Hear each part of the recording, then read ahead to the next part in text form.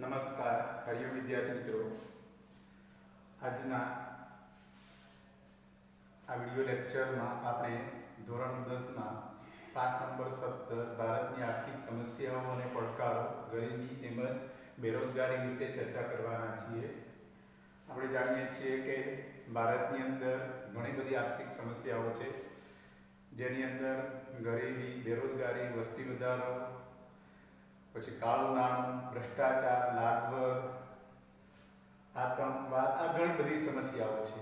એમાંની કેટલીક મહત્વની સમસ્યા આપણે અર્થતંત્રમાં જે હોય છે તેની ચર્ચા કરવાના છીએ। એક છે ગરીબી અને બીજી છે બેરોજગારી। ગરીબી અને બેરોજગારી આ બધી સગી બહેનો છે, કારણ કે બેરોજગારીને કારણે ગરીબીનું પ્રમાણ સતત શું થતું જાય છે, વધતું જતું હોય છે। તો ગરીબી કોને કહેવાય? ગરીબીનો મતલબ છે સમાજનો મોટો સમુદાય પોતાની પાયાની ન્યૂનતમ જરૂરિયાતો અથવા તો મૂળભૂત જરૂરિયાતો અન્ન, વસ્ત્ર, આવાસ, શિક્ષણ અને આરોગ્ય જેવી વસ્તુઓ અને સેવાઓથી વંચિત રહેતો હોય અથવા ભોગવવાથી એ ભોગવી શકતો ન હોય એવી જે સામૂહિક પરિસ્થિતિ છે તેને આપણે શું કહીએ છીએ? ગરીબી કહીએ છીએ। દારૂણ કે વ્યાપક ગરીબી તરીકે પણ તેને આપણે ઓળખાવી શકીએ છીએ।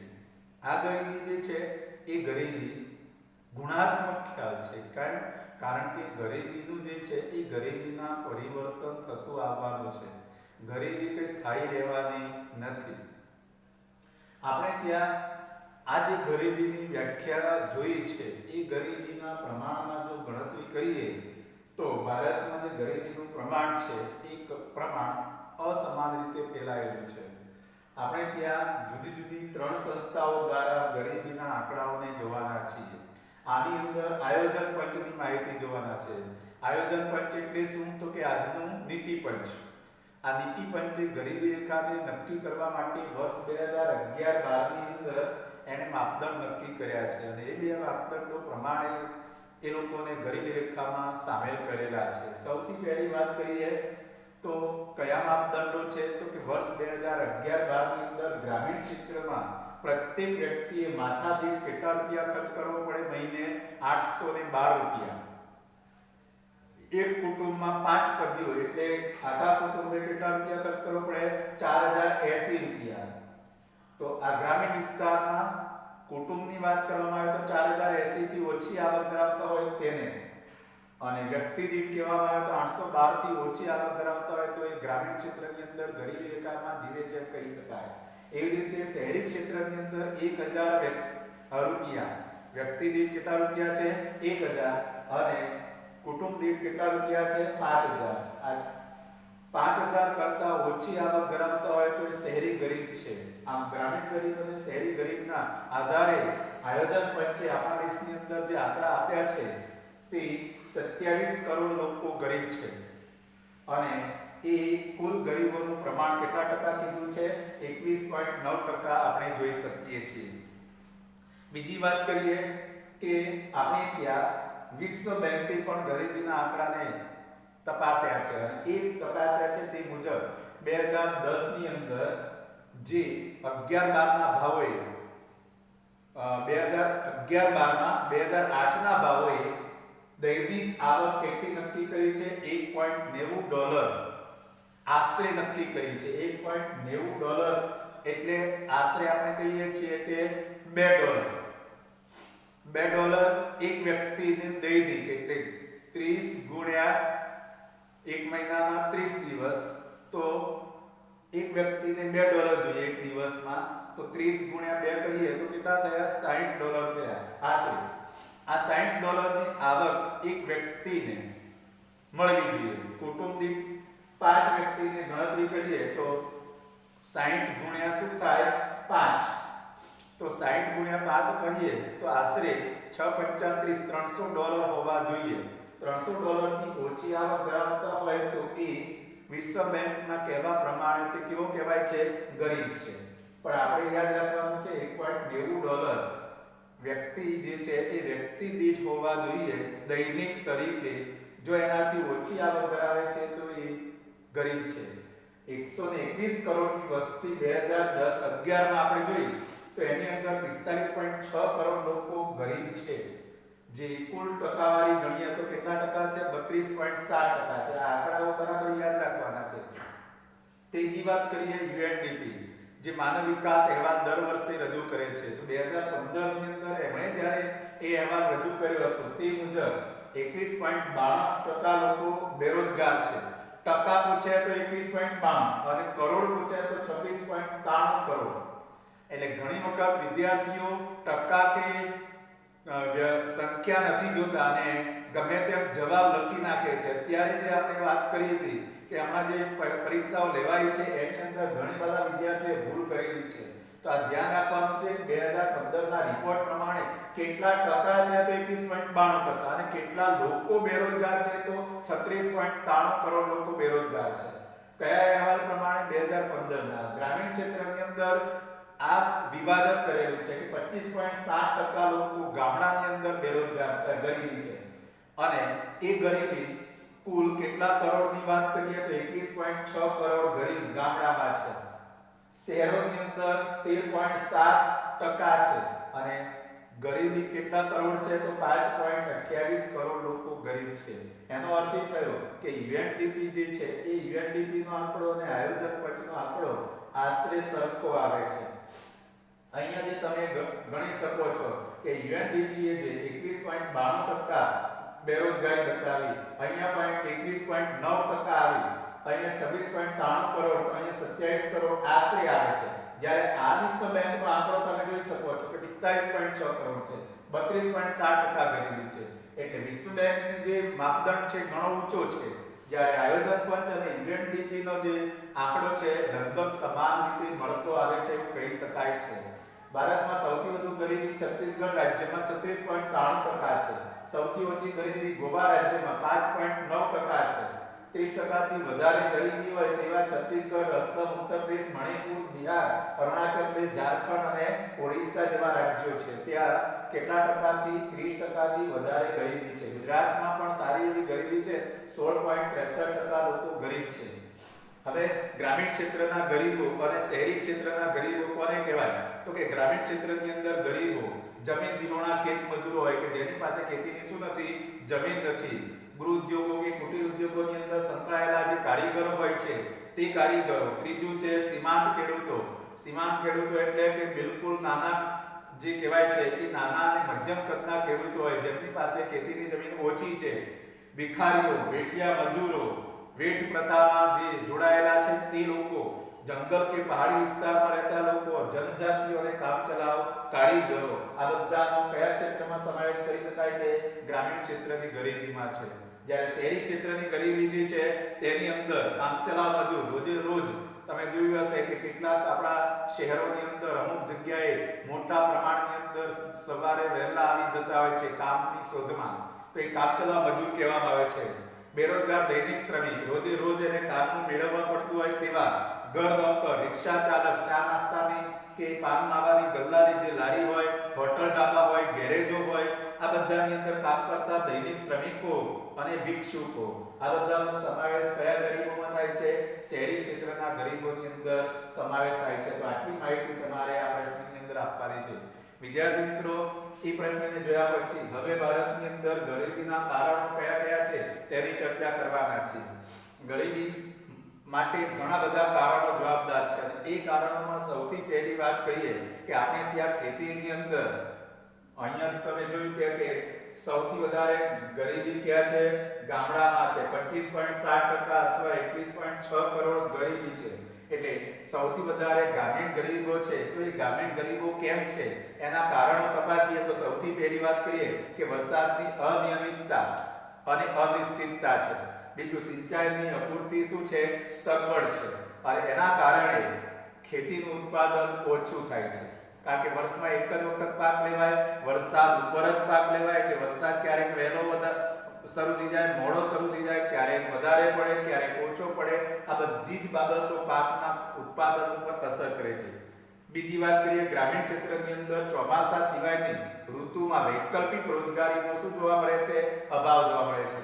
ખેતીમાં જોડાયેલા લોકોને 3 થી 5 મહિના બેરોજગાર રહેવું પડે છે, વિકલ્પમાં નથી એમની રોજગારી અને એના કારણે બેરોજગારી છે, ગરીબી છે. ત્રીજો નંબર, ગામડામાં કૃષિ સિવાયના વ્યવસાયમાં જે ગામડામાં રહેતા હોય એવા જે વિદ્યાર્થીઓ હોય કે લોકો હોય એ લોકોને કૃષિનું જ્ઞાન પુષ્કળ છે, પણ કૃષિ સિવાયનો વ્યવસાય એનું જે શિક્ષણ, એનું જ્ઞાન, એનું કૌશલ્ય, આવડત હોવી જોઈએ તે પૂરતા પ્રમાણમાં હોતી નથી. ત્રીજો નંબર, આપણે ગ્રામીણ વિસ્તારની અંદર જ્ઞાતિ પ્રથાઓ ચાલે છે, પરંપરાગત રૂઢિઓ અને રિવાજો વધારે હોય છે અને એના કારણે આવા જ્ઞાતિ પ્રથા અને રૂઢિ રિવાજો પાછળ અઢળક ખર્ચ કરવામાં આવે છે. આ ખર્ચને કારણે વ્યક્તિ અને કુટુંબ આખું સામા ડૂબી જાય છે, દેવામાં ડૂબી જાય છે. આગળ કહીએ છીએ નિરક્ષરતાનું પ્રમાણ વધારે છે અને એના કારણે ગ્રામીણ ગરીબો માટે સરકારે ઘણી બધી યોજનાઓ શરૂ કરી છે, પરંતુ નિરક્ષરતાને કારણે સરકારી આ ગરીબીની યોજનાઓનો તેઓ લાભ લઈ શકતા નથી. આગળની વાત કરીએ, દેશની અંદર પંચવર્ષીય યોજનાની અંદર ગરીબો માટે જે આર્થિક નીતિઓમાં છેવાડાના વ્યક્તિની એને કાળજી રાખવી જોઈએ, તો એ છેવાડાના વ્યક્તિની શું કરવામાં આવે છે? ઉપેક્ષા કરવામાં આવે છે, એના હિતોની ઉપેક્ષા કરવામાં આવે છે. આને કારણે પણ ગરીબીનું પ્રમાણ સતત શું થતું જાય છે? વધતું જાય છે. બીજું, ખેત પેદાશોની અંદર રોકડિયા પાકોને વધારે મહત્વ આપવામાં આવે છે અને એના કારણે ખોરાકી પાકોનું ઉત્પાદન ઘટવા લાગ્યું છે. રોકડિયા પાકો અને ખોરાકી પાકો, અનાજના પાકો ઓછા થાય છે, રોકડિયા પાકો વધારે થાય છે અને એના કારણે અનાજ અને કઠોળના ભાવ વધે છે. ભાવ વધારો અને મોંઘવારીને કારણે બે વ્યક્તિને 2 ટંકનું ભોજન પણ મેળવી શકાતું નથી. આવી પરિસ્થિતિ જોવા મળે છે. બીજું, દેશની અંદર આર્થિક સુધારાઓને કારણે ગ્રામીણ અર્થવ્યવસ્થા પર તેની ગંભીર અસર થઈ છે, કારણ કે આર્થિક વ્યવસ્થાની અંદર સરકારે કુટીર અને ગૃહ ઉદ્યોગો બંધ કર્યા છે, એની જગ્યાએ જે મોટા ઉદ્યોગો શરૂ કર્યા છે. એના કારણે ગૃહ અને કુટીર ઉદ્યોગોની અંદર કામ કરતા જે કારીગરો હોય છે એ કારીગરો કેવા બને છે? બેકાર બને છે. રોજીરોટીની શોધમાં તેઓ ગામડામાંથી કઈ તરફ આવવા લાગે છે? શહેરો તરફ આવવા લાગે છે. શહેરોની અંદર આ પ્રકારની સમસ્યા, ગરીબીનું પ્રમાણ વધતું જાય છે. બીજું કે સતત પોષણક્ષમ આહારને કારણે પણ ઘણા બધા રોગોનો આ ગરીબ વ્યક્તિઓને શું બનવું પડે છે? ભોગ બનવું પડે છે. બીજી બાજુ સરકાર આ સારવારનો જે ખર્ચ છે, રોગોની સારવારનો ખર્ચ કેવો છે? વધતો જાય છે, જ્યારે એમની આવક એટલી હોતી નથી કે જે રોગો સામે સારવાર મેળવી શકે અને એના કારણે એ લોકોનો આર્થિક સ્થિતિ અને આરોગ્યની સ્થિતિ સાવ કથળતી જતી હોય છે. ટેકનોલોજીમાં ફેરફાર થયા એના કારણે પણ ગ્રામીણ વિસ્તારની અંદર જે વ્યવસાયો ચાલતા હતા, પરંપરાગત વ્યવસાય અથવા તો પોતાની જ્ઞાતિના વ્યવસાયો ચાલતા હતા, એવા વ્યવસાયો, કુટીર ઉદ્યોગો અને ગ્રામ ઉદ્યોગો, આ ત્રણેય શું થયા છે? પડી ભાગ્યા છે અને એના કારણે બેકારી વધી છે, એટલે ગરીબી વધી છે. દેશની અંદર વસ્તી વધારાનો દર વધ્યો છે, મૃત્યુ દરમાં શું થયો છે? ઘટાડો થયો છે, લોકોના સરેરાશ આયુષ્યમાં વધારો થયો છે. આ બધાને કારણે આપણે જાણીએ છીએ કે શ્રમની માંગ ઘટતી જઈ રહી છે, કારણ કે સરેરાશ આયુષ્ય વધ્યું એટલે વ્યક્તિ જે પહેલા 40 વર્ષ સુધી જ કામ કરી શકતો, હવે 60 વર્ષ સુધી કામ કરવા લાગ્યો. એના કારણે એ નોકરી જ્યાં સુધી ખાલી ન થાય ત્યાં સુધી બીજાની ભરતી ન કરી શકાય, એટલે બેકારીનું પ્રમાણ સતત શું થાય છે? વધતું જાય છે. જીવન જરૂરિયાતની ચીજ વસ્તુઓનું પ્રમાણ ઉત્પાદન નથી થતું, માંગ વધતી જાય છે અને માંગ વધે છે પણ ઉત્પાદન ન થવાથી આપણે જાણીએ છીએ કે લોકોને એ વસ્તુઓ મળતી નથી. અધૂરામાં પૂરું, એ ચીજ વસ્તુના ભાવ સતત વધતા જાય છે એટલે લોકોની ખરીદ શક્તિ ઘટે છે અને એના કારણે જીવન ધોરણ એમનું કેવું આવે છે? નીચું આવે છે. આ ગરીબીના જે કારણો છે એ ગરીબીના કારણો પરંપરાગત વ્યવસાયો, ખેતી વ્યવસાય, આવશ્યક જે શિક્ષણ, જ્ઞાન અને કૌશલ્ય હોવું જોઈએ, નિરક્ષરતાનું પ્રમાણ, પછી ટેકનોલોજીનો વિકાસ, ગ્રામીણ ક્ષેત્રના પરંપરાગત વ્યવસાયો, રૂઢિ રિવાજો પાછળ ખર્ચા, આ બધા જ કારણો તમારે ગરીબીમાં લખવાના છે. ત્રીજો પ્રશ્ન જોઈશું, ગરીબી નિવારણની વ્યૂહરચના. ગરીબી નિવારણ કરવું એ આપણે જાણીએ છીએ કે ઘણું જ અઘરું છે, એટલે સરકારે જે ગરીબીને દૂર કરવા માટે જે આયોજનો કરે છે એ આયોજનોની અંદર સરકારે કેટલીક વ્યૂહરચના ઘડી છે, 4 પ્રકારની, અને 4 પ્રકારની વ્યૂહરચના દ્વારા સરકાર ગરીબીમાં ઘટાડો કરવાના પ્રયાસો કરે છે. સૌથી પહેલા તો આર્થિક વિકાસની પ્રક્રિયા ઝડપી બનાવવાની છે અને ઝડપી આર્થિક વિકાસ કરવા માટે આપણે ત્યાં સરકારે શું કર્યું છે તો કે શ્રીમંતોને જો લાભ આપવામાં આવશે, આ બધા શ્રીમંતો છે, એ શ્રીમંતોને જો લાભ આપવામાં આવશે તો એનો લાભ ધીમે ધીમે એ ખેતી સાથે સંકળાયેલા ગામડાના લોકો હશે તો ખેત મજૂર ગણોતિયા સુધી એનો લાભ મળશે. ઉદ્યોગપતિઓને લાભ આપવામાં આવશે, એ લાભ છેવટે કામદારો કે મજૂરોના પાસે એ લાભ પહોંચશે એવી સરકારને આશાવાદ હતો અને એના કારણે સરકારે ગરીબી હટાવોના સૂત્ર સાથે આયોજનમાં મોટા અને ભારે ઉદ્યોગો પર શું આપ્યું? ધ્યાન આપ્યું, પ્રોત્સાહન આપ્યું, કૃષિની અંદર હરિયાળી ક્રાંતિ પર ધ્યાન આપ્યું. આ બધાને કારણે આપણે જોઈએ છે કે સરકારે આ બંને ક્ષેત્રોમાં ક્રાંતિ લાવવા માટે આવકનો મોટો લાભ આ જમીનદારો અને ઉદ્યોગપતિઓને પૂરો પાડ્યો. પરંતુ અહીંયા જે પરિસ્થિતિ થઈ કે લાભ આપ્યો મોટા જમીનદારો અને ઉદ્યોગપતિઓને, પરંતુ આવકની અસમાન વહેંચણીને કારણે અને વિકાસના જે લાભો છે એ વિકાસના લાભો સમાન ન આપી શકવાને કારણે તેમજ આર્થિક વિકાસ મંદ રહેવાને કારણે જે સામાન્ય લોકો છે એ સામાન્ય લોકોમાં ગરીબી જે છે ઘટી નહીં, આવક વધી નહીં અને એના કારણે પહેલો જે ઝડપી આર્થિક વિકાસ કરીને સરકારનું જે આયોજન હતું તે નિષ્ફળ નીવડ્યું છે. આમ આ પદ્ધતિથી ધનિકો વધારે ધનિક બન્યા છે અને ગરીબો વધારે ગરીબ બન્યા છે. સરકારની જે વ્યૂહરચના હતી ગરીબી ઘટાડવાની તે ઘટી શકી નહીં. બીજી વાત કરીએ, આવકની સમાન વહેંચણી કરવાની છે, એટલે કે ગરીબ ધનિક વચ્ચેનો ભેદભાવ નાબૂદ કરવાનો છે, એ અંતર ઘટી શકે તે માટે સરકારે સૌથી પહેલા શું કર્યું કે ધનિક વર્ગ અને મધ્યમ વર્ગ કે જેમની આવક ઘણી વધારે છે એ લોકો પર સરકારે કરવેરા ટેક્સ નાખ્યા છે, ઇન્કમ ટેક્સ, આવક વેરો ભરવાનો. બીજું, ધનિક વર્ગ જે વસ્તુઓનો ઉપયોગ લે છે, ધારો કે શોખની વસ્તુઓ છે, સુખ સગવડની વસ્તુઓ છે કે ભોગ વિલાસની વસ્તુઓ છે, આવી વસ્તુઓના ઉત્પાદન ઉપર સરકારે શું નાખ્યો? ભારે કરવેરો નાખ્યો, જેથી કરીને એ વસ્તુઓ મોંઘી બને. ત્રીજો નંબર, ગરીબ લોકોની આવશ્યક અને રોજિંદા વપરાશની જે વસ્તુઓ હતી એ રોજિંદા વપરાશની વસ્તુઓ એના ઉત્પાદનને અગ્રિમતા આપી અને એ વસ્તુઓ બજાર ભાવ કરતા કેવા ભાવે મળી રહે? ઓછા ભાવે મળી રહે, એટલે કે પીડીએસ વ્યવસ્થા ગોઠવી, જાહેર વિતરણ પ્રણાલી, પબ્લિક ડિસ્ટ્રીબ્યુશન સિસ્ટમ ગોઠવવામાં આવી અને એ પ્રકારે ગરીબી જે છે એ ગરીબોને વ્યાજબી ભાવની દુકાનો FPSS ફેર પ્રાઇસ શોપ, તો આ દુકાનોની અંદર એમને રાહત દરે એ જીવન જરૂરી ચીજવસ્તુઓ પૂરી પાડી એમના જીવન ધોરણને ઊંચું લાવવાનો સરકારે શું કર્યો છે? પ્રયાસ કર્યો છે. આમ આવકની સમાન વહેંચણી કરવાના પણ સરકારે પ્રયાસો કર્યા છે. ત્રીજી વાત કરીએ, આપણે જાણીએ છીએ કે જમીન માલિકીની અસમાનતા છે. મોટા ભાગની જમીન કેટલાક મોટા જમીનદારો પાસે રહી ગયેલી છે, તો એ મોટા જમીનદારો પાસેથી જમીન આંચકી અને જે ગણોતિયા કે ખેત મજૂરોને જમીન મળે એના માટે આપણી સરકારે જમીનદારી પ્રથાને નાબૂદ કરી, ગણોતિયાને જમીન માલિકીના હકની પ્રાપ્તિ અંગેની જોગવાઈ એટલે કે ગણોત ધારો દાખલ કર્યો, જમીન ટોચ મર્યાદાનો કાયદો દાખલ કર્યો, એ સિવાય હાજર પડતર જમીન છે એ જમીન ભૂમિહીનોને વહેંચી દીધી, ગણોતનું નિયમન કરવામાં આવ્યું એટલે કે જે ગણોતિયાઓ જે ખેતર ખેડતા હોય એને જ એ ખેતરની જમીન આપવાની વાત કરી. બીજું છે જમીનની હદનું સીમાંકન કર્યું, ખેડ હકની સલામતી આપવામાં આવી. આ રીતે ધનિક ખેડૂતો કે જમીનદારોની આવકમાં ઘટાડો થાય અને જમીન વિહોણા ખેત મજૂરો કે ગણોતિયાની આવકમાં શું થાય? વધારો થાય. એવા માટે સરકાર છે એ સરકારે પ્રયાસો કર્યા છે અને ગરીબીની સ્થિતિ સુધારવાના, જમીનદારી પ્રથાને નાબૂદી કરવાના પ્રયાસો કર્યા. ચોથી વાત કરીએ, કૃષિ આધારિત ઉદ્યોગો.